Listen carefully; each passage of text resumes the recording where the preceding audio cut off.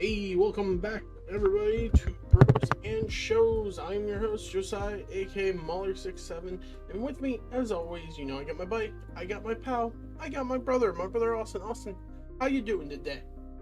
I'm doing pretty good. How about you? I'm doing pretty okay.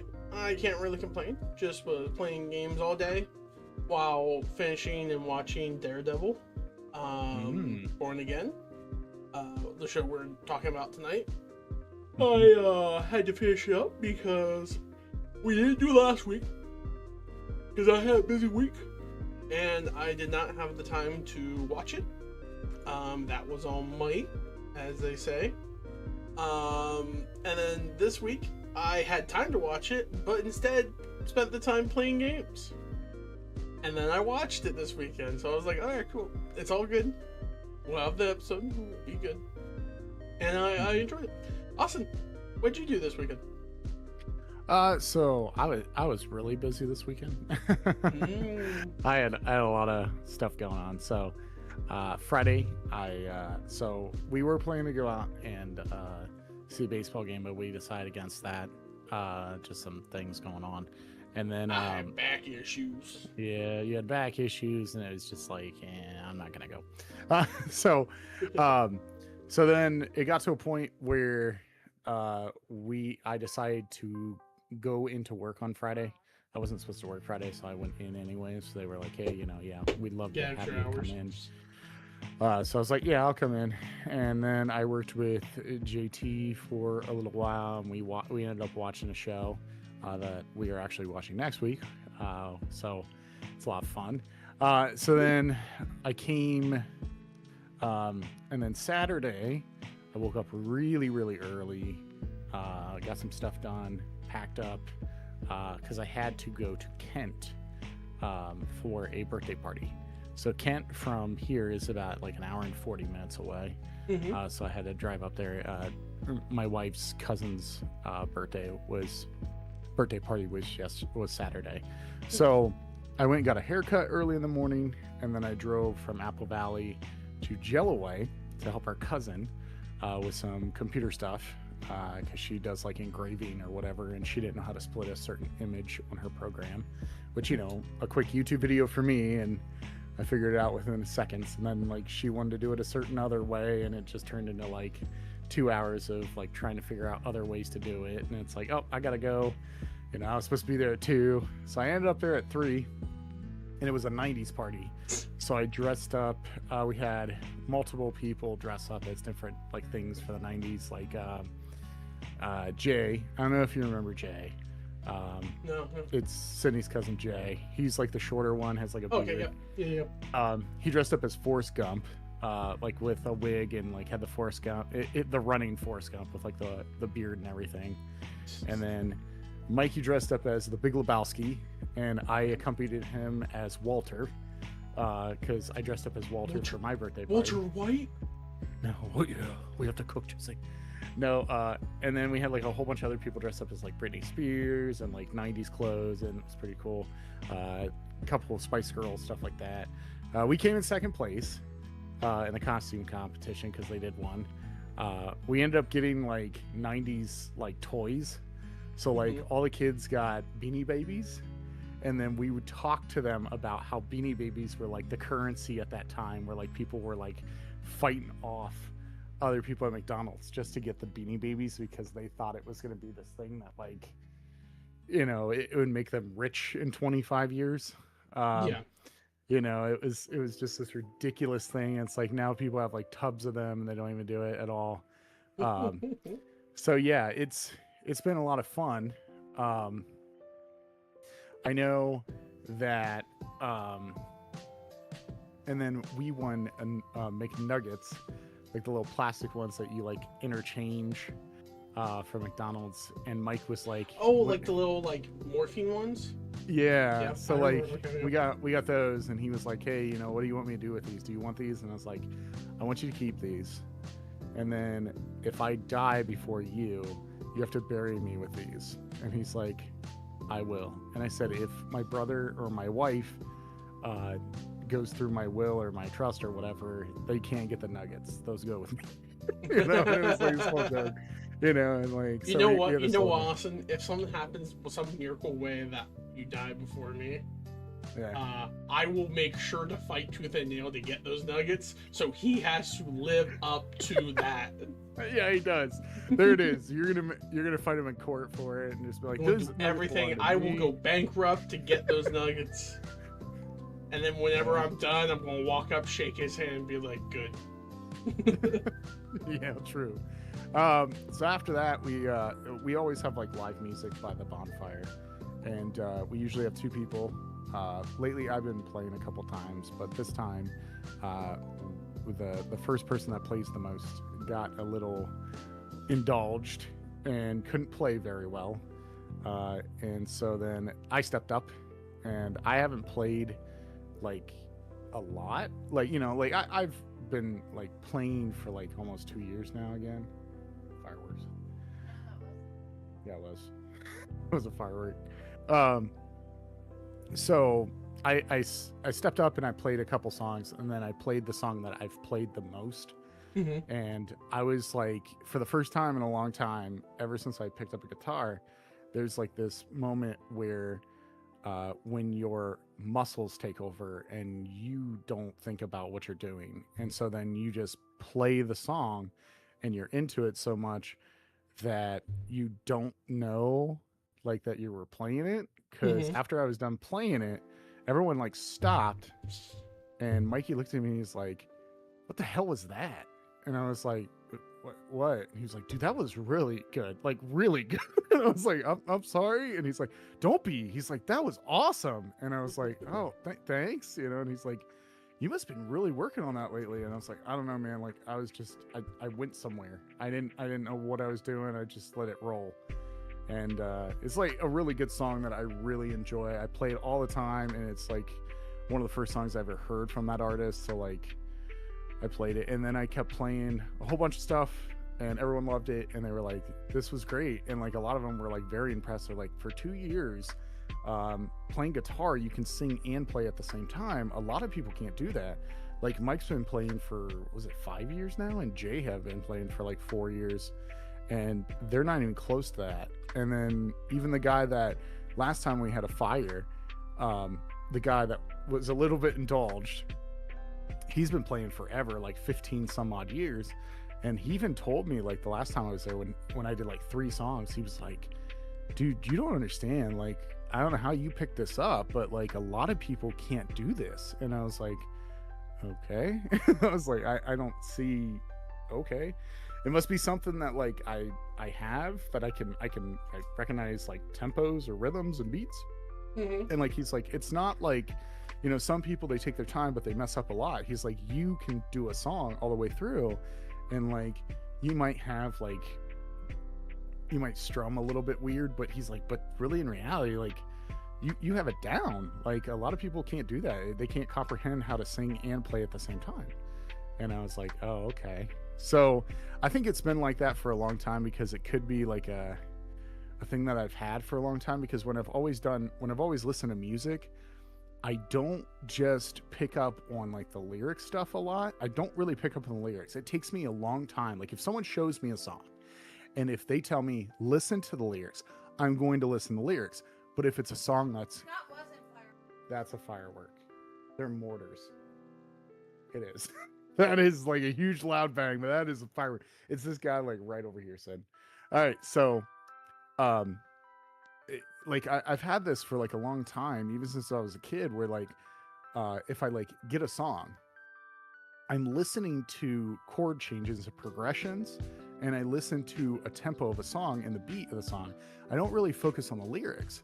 So then I actually start, and then I'll listen to a song for a while, and then I start realizing, I'm just like, oh, these lyrics are really good. And then I'll like the lyrics too. But most of the time when I ever listen to a song and no one tells me just to listen to the lyrics, I listen to the music instead of the lyrical music. That's kind of whatever that is called. But it's interesting. So like I think I've picked up on that a lot, because I know how like when I sing and I play, I know exactly when to hit a certain chord when it happens at a certain part of the song. So like people's for some odd reason can't do that sometimes, and so I don't know, blessed that I can do that. Like, it also is something that hurts me every day because, you know, when I'm trying to learn songs and I play the wrong chord, it irks me. It irks me. Like, my ears hate it. It's like, nope, that's not right. And I'm like, and then like I think back and then I get flustered, and then I've learned to walk away from things for a while and then come back and retry them. That's how like video games have always been for me too. So like I do the same thing with like guitar, where like I just like walk away, like try to, you know, give it a break. Cause sometimes I'll play something for so long and I'll just keep repeating it because I want to finish it. And I know that like I'm just draining myself. So like I'll walk away from it and I'll come back and then I'll beat it. I'll be like, why did this happen? And it's because I was so frustrated at the moment that I wasn't thinking clearly when something challenged me. So yeah, but past that, came home today. I tried to sleep in my truck. It worked out for about 3 hours, and then I was like, nope, I'm getting up. So got up, helped clean up, and then I headed home. And then I came home and slept for I think like 4 hours. It was like 4 hours. I was like, I'm sleeping in my own bed for 4 hours. And then I finally, oh, it's somewhere else. I traded one of the cranes that I opened. I opened up Crane Ultra Lord from the Ninja Turtles and Magic Gathering set. Oh, okay. Yeah. I traded one for, and this I bring it right in for Daredevil, the Magic card that I've been looking for to build a deck to. So I got both Daredevils actually. So he had the Crane was worth more than the Daredevil it was.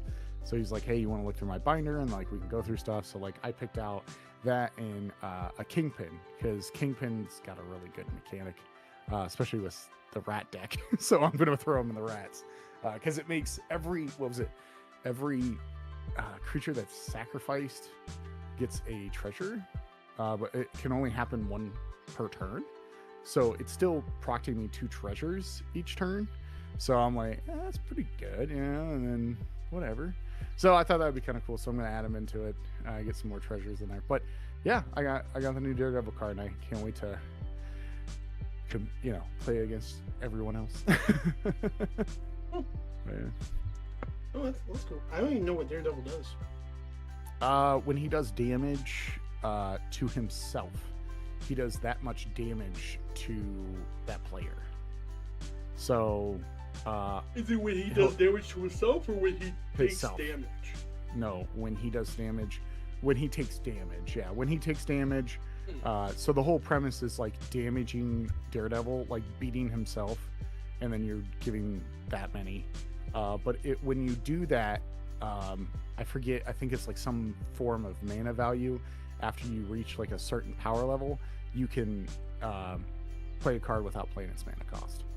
So you just big creatures. Big creatures. So I was just gonna build into like the Marvel big boys, and then just go from there, like the Hulk and stuff like that. Throw them in, like Red Hulk. It'd be kind of funny. Just have big old boys. But yeah, it's fun. Like I've seen a deck that I'm looking to like make it after. So we'll see. Oh, yeah. I think that's pretty cool. I haven't really looked at anything of the Marvel set other than I think there's like 2 cards I know that I need to get from the set, but nothing else I really am super interested in.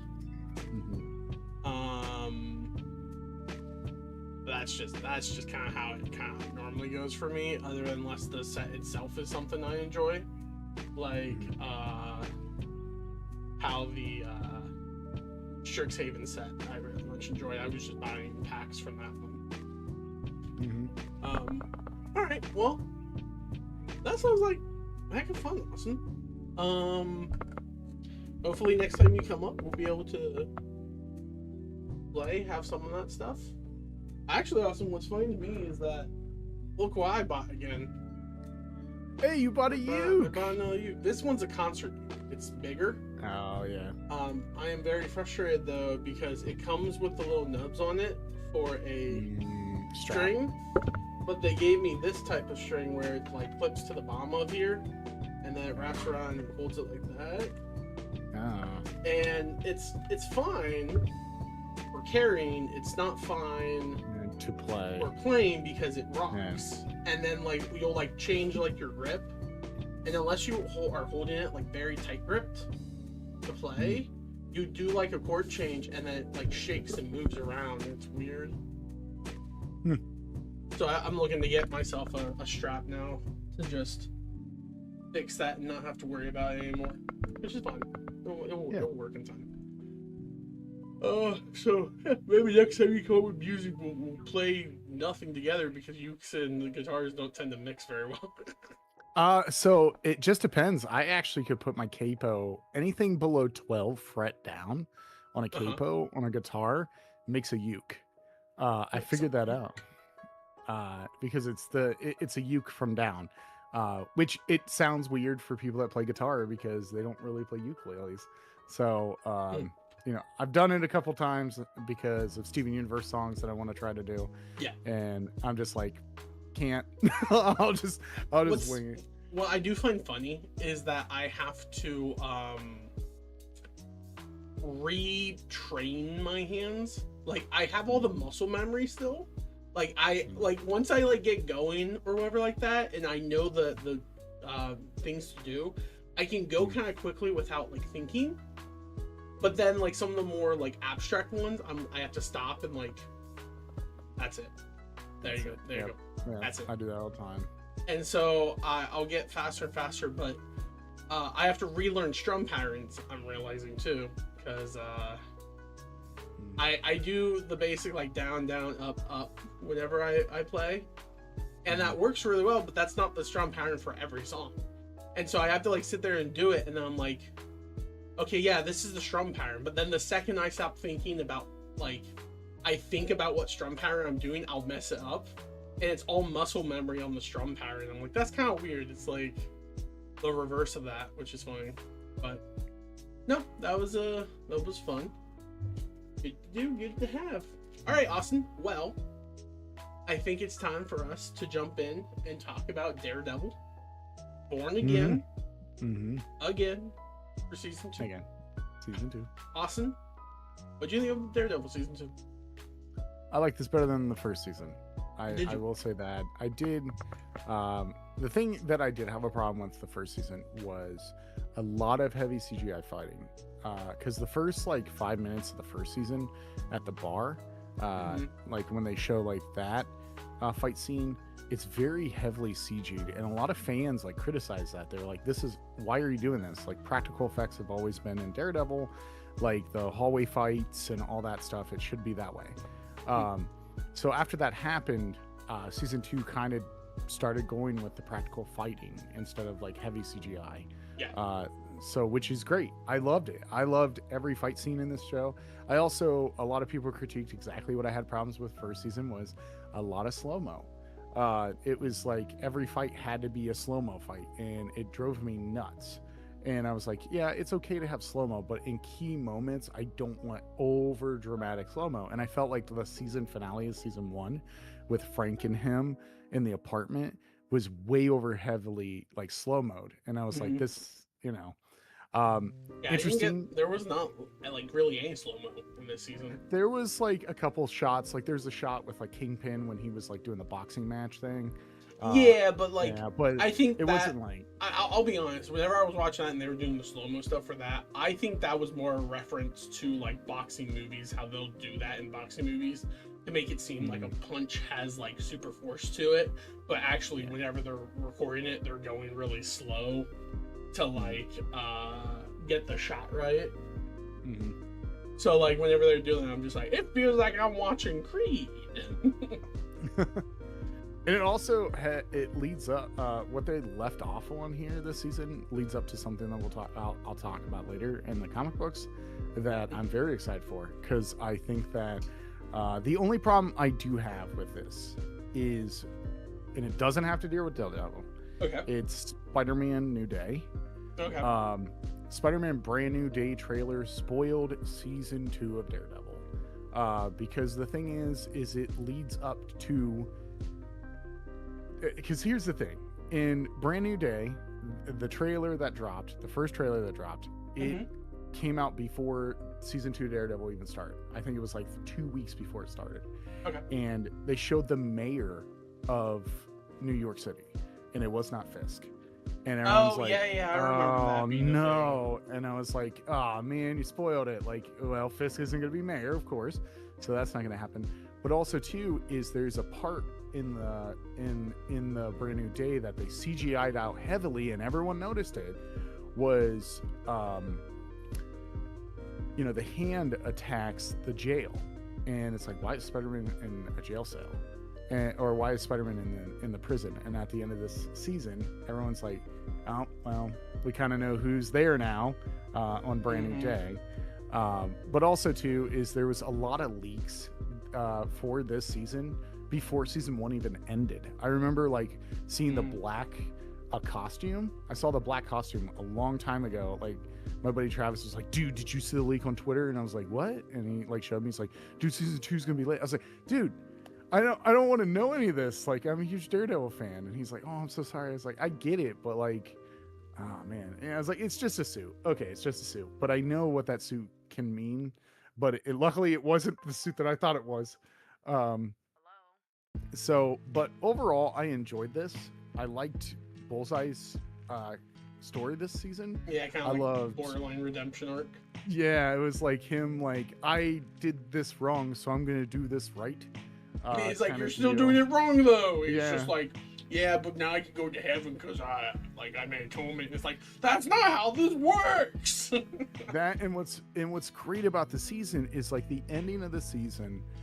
Really, I loved it. I loved the whole thing that happens in that season. I'll go into it a little bit more unless you want me to go into it now. But I was going to ask you, what do you think of season before I go into this like big thing. I liked it. I never watched Jessica Jones, so when she showed up, I was like, oh yeah, that's Jessica Jones. I know of her. I've seen her picture. Oh man. And they mentioned like a daughter or whatnot, and like when the whole thing happened, I'm just like, okay, that's cool. I don't know what her power is. Daredevil, when her was like talking about the whole thing, she's like, my power is just going in and out at random times. There's no manual for it, so it's like just random. I'm just like, that's funny. That sucks. Stole that from freaking Invincible. No. Yeah. But like, no, it was just I liked it. I thought it was good. I get really like frustrated whenever I watch shows. Yeah. That obviously are like either parodying or doing parallels to our current time in the US. Yeah. Because this show was super that way, right? Obviously, like Kingpin being Trump, except I think Trump wishes he could be Kingpin. Being ICE. Yeah, the AVTF being nice and whatnot, and them just using vigilante as a catch-all term to take whoever they and do all that stuff. The funny thing is, right, this basis wouldn't actually work in the United States because a sitting governor of a city could not pass something to be able to take people's rights away and like lock them up in prison.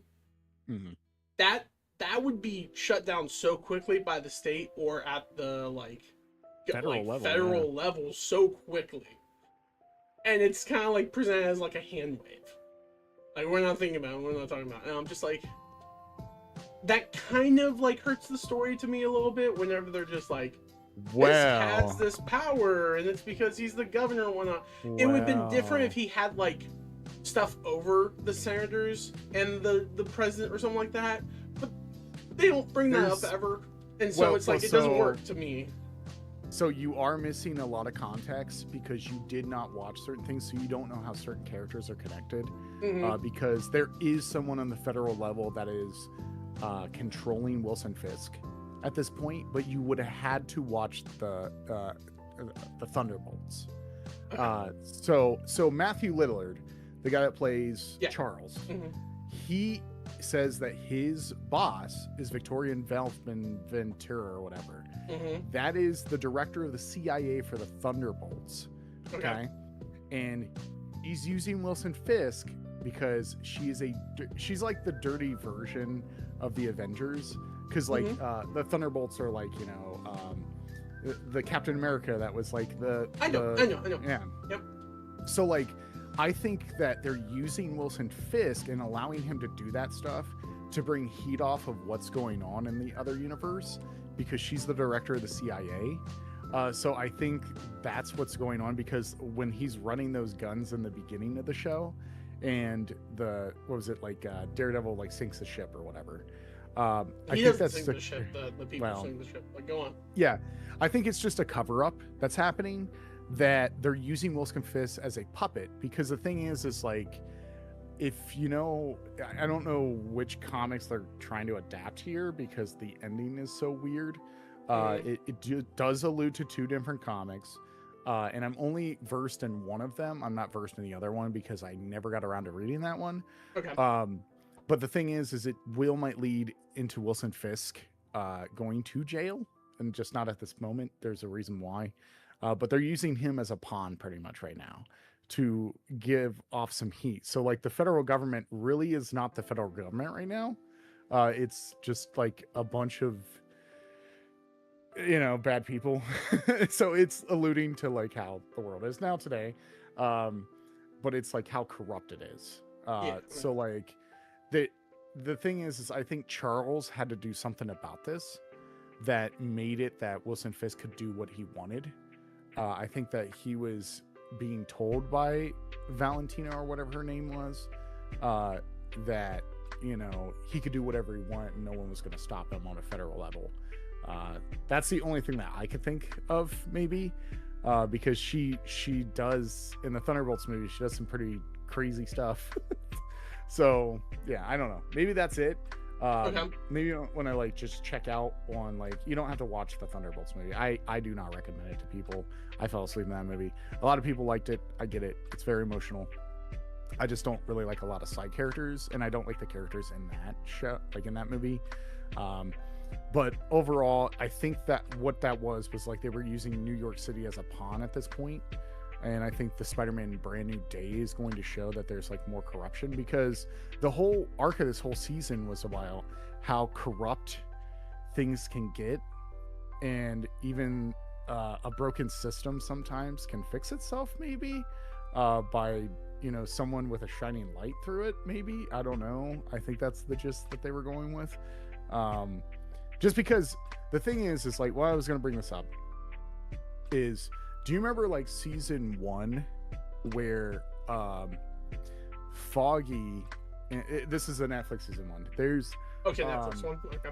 There's a part where like Foggy and Matt Murdock talk about bringing down Fisk, and Matt talks about killing Fisk, and Foggy's like, that's not who we are, we should beat him with the law, that's how that works.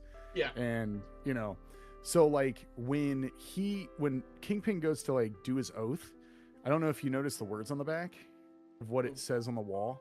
It says, sometimes the truth is the best part, is the most, I forget, it's the most revealing part. Which means that like, even after so many years, when Matt, like, you know, after, you know, everyone thought Kingpin was going to out on oust Daredevil as Matt Murdock. And then Matt just comes out and he's like, I'm Daredevil. And it's like, oh yeah, really? And he's like, you know, and throws like his cane thing. At that point, I think the truth, I think it says the truth will set you free or something like that. I forget what it says. But what that was like Matt realizing that he could win this situation by being non-selfless. And it would also protect Karen in the process of that. Mm-hmm. So I think what I'm trying to say with this is I think Matt did this for a reason, because he knew that he could take down Fisk this way instead of trying to, because he even states like the part where the mob comes in and they start beating up on Fisk and they almost kill him, and then like Matt pulls them off, And he's like, stop. He's like, we don't stoop this low. We're not like him, you know, kind of deal. There's a point where Fisk and Matt are talking, and he goes, how about a handshake? Okay. Mm-hmm. Do you know that's a reference from season 3 when he goes to kill Kingpin, and he tells Kingpin, he's like, don't be doing any of this crime stuff in my city anymore. And he goes, and I want you to keep away from Karen Page and Foggy Nelson. Like, they're my friends, and you don't mess with them. Okay. And he's like, deal, handshake. So he handshakes on that. So then that's why Matt responds when he says, when he goes, handshake, you know, in like the newest season, he's like, no, I'll take it for what it is. That's what he says, or something like that. Which he kind of knows that like Wilson Fisk isn't meant to be trusted at this point.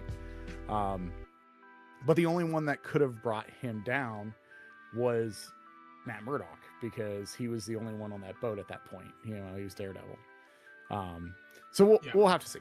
I really like what I did like about that, but also at the same time was like, I knew this was going to happen, was whenever they're like, we just need to reveal that Matt Murdock is the vigilante. It's like, yeah, lawyer, like, you're going to reveal him to be it. And like, no, I have an idea. And so it's like, Matt Murdock is a hero. And then this guy's not. I'm like, that's going to be the MacGuffin there. It's just going to be him, like, revealing at some point, like, surprise, I'm Daredevil. And they're like, why did you say Wilson Fisk? It's like, it's because we're better than that. Like, it's like, okay, it makes sense.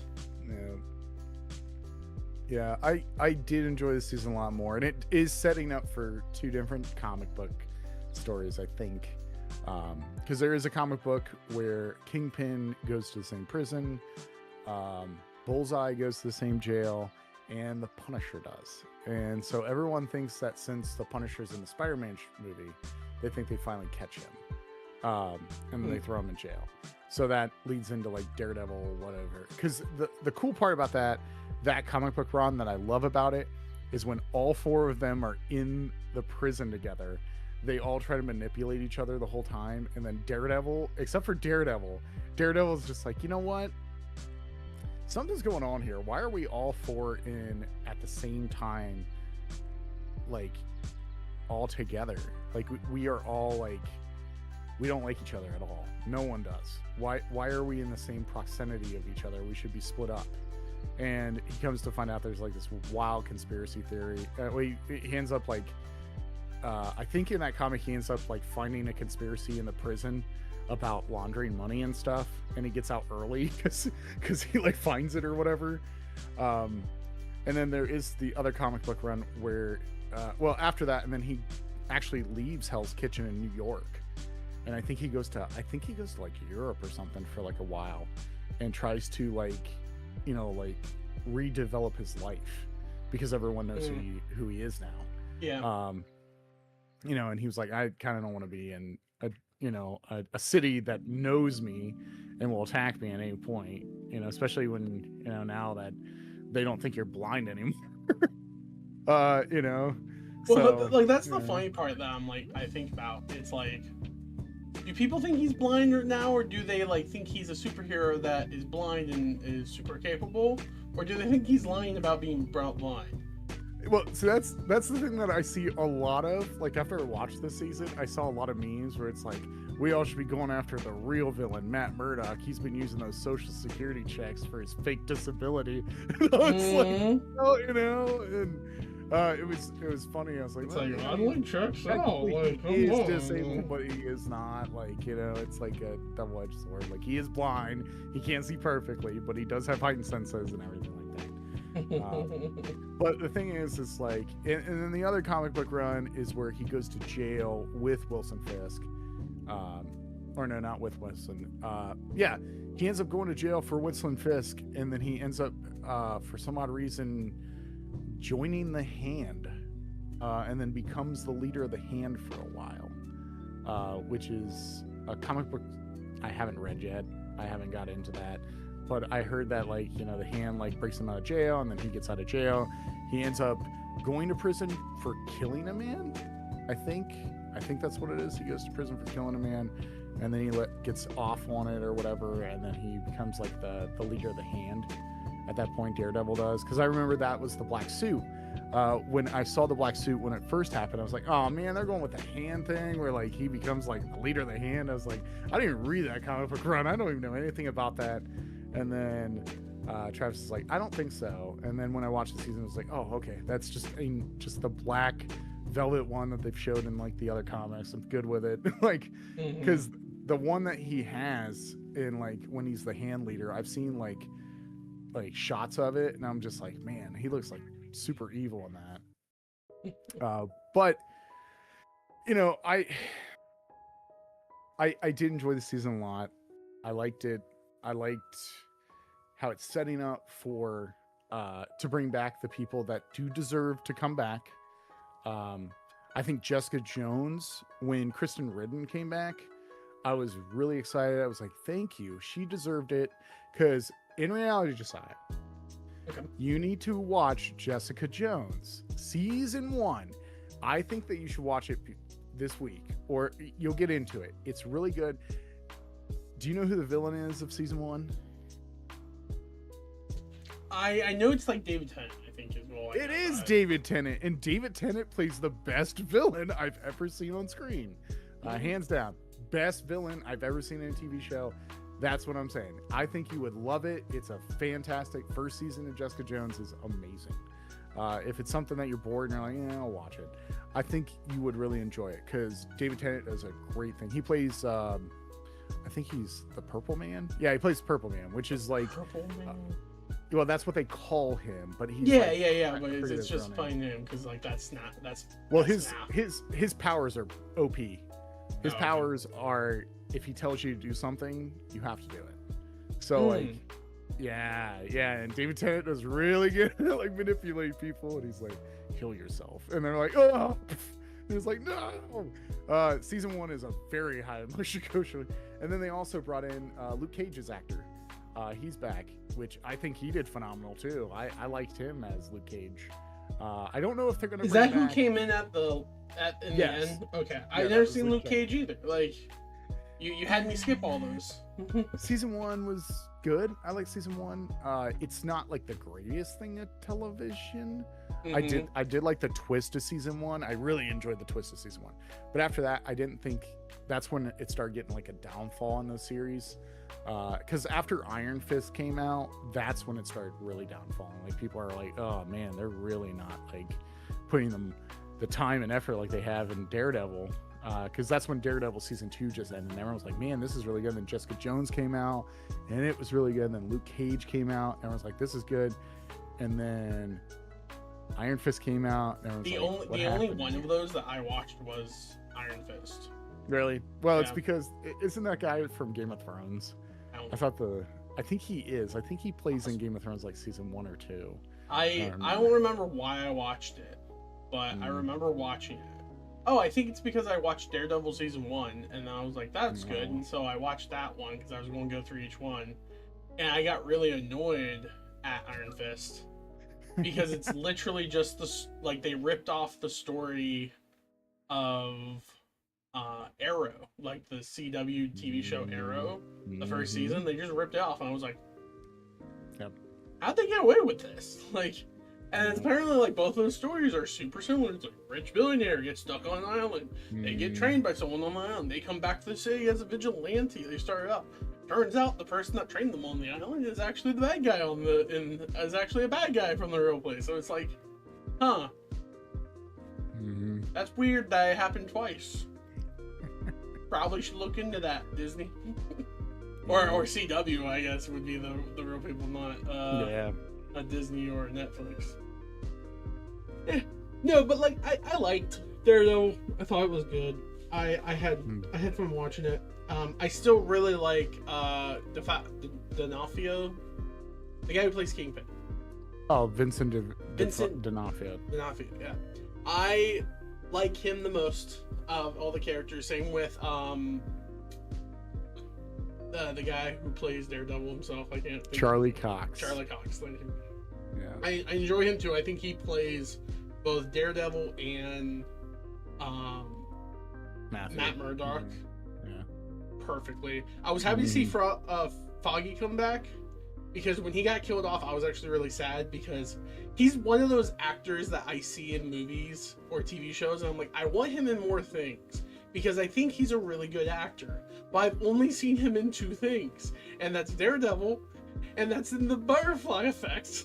And I'm just like, he deserves more acting roles. Like, he's great. Yeah, he is. And then same with, like, I will say I have more of a care for Daredevil's, like, girlfriend. I forget her name. Karen Page. Karen. Okay. Yeah. I thought it was Karen, but I'm like, man, I shouldn't just jump on that. Because she's like a prolific D&D like dungeon player and everything. Yeah, she is. So like, of course, I'm going to be like, well, I'm going to be like, you deserve roles too, because you're in the space as well. Like, yeah, she was on the podcast with like John Berthold, and they talked about D&D, and she explained to him like that she wanted him to do a one shot with her, and I was like, oh, that's interesting. She likes to do I've seen her. I think it may have been on Geek and Sundry. I forget where I seen her on, but I've seen like things where she has talked with people. I think she was even on like Critical Role stuff as well. Like she jumps around, and like I see her every time. I'm like, she's a D&D player. I know she is. She's very knowledgeable as well. So I'm like, of course I want her to get more acting gigs and be all over the place too. What about Kristen Ritten? Come on, Kristen Ritten. Who's Kristen Ritten? She's Jessica Jones. Oh yeah, no, she's good. She was, yeah. I just never seen the TV show, so she was kind of like second place in this film, you know. What, you only know her in the other TV show? I don't know what other TV show. Aaron Paul, Walter White. She's Jesse's girlfriend. Jesse who? Pinkman. Pinkman. Breaking Bad. Which one? The one that drugs overdose. Yeah, I know. Remember? I was kind of. I knew exactly what you were talking about. Gaslight, yeah. Yeah, no. She. Yeah. It's one of those things that it's like. Gaslight. Breaking Bad was so long ago that I remember everything that happens. I don't remember who acts every individual thing. Like even the one guy in this TV show was from, I think it was Better Call Saul. Oh yeah. The sword guy, he was in Better Call Saul because he's the original one guy. Lalo he was great. Like I love that guy. Like when he showed up, I was like, hey, I just like there's a lot of great actors. He didn't do anything. He just gave him their credit card and then he walked away. Yeah, effectively. I was like, what a baller, dude. Just drop it off, be like, I'm done with this, man. This is a hung jury. I ain't messing with this no more.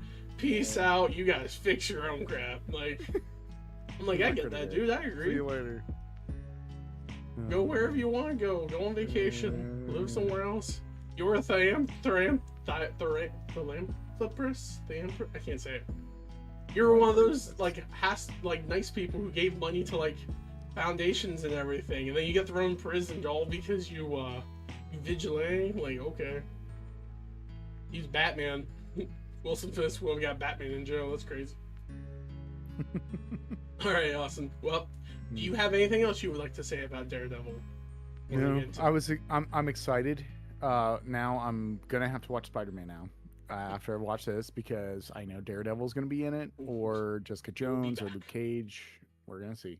I will quickly say before we go, it was nice to see representation for me in Daredevil. There was a guy who died of anaphylactic shock. Well, technically, he got killed by lobster in the face, but that's how I would die too if someone threw lobster in my face too.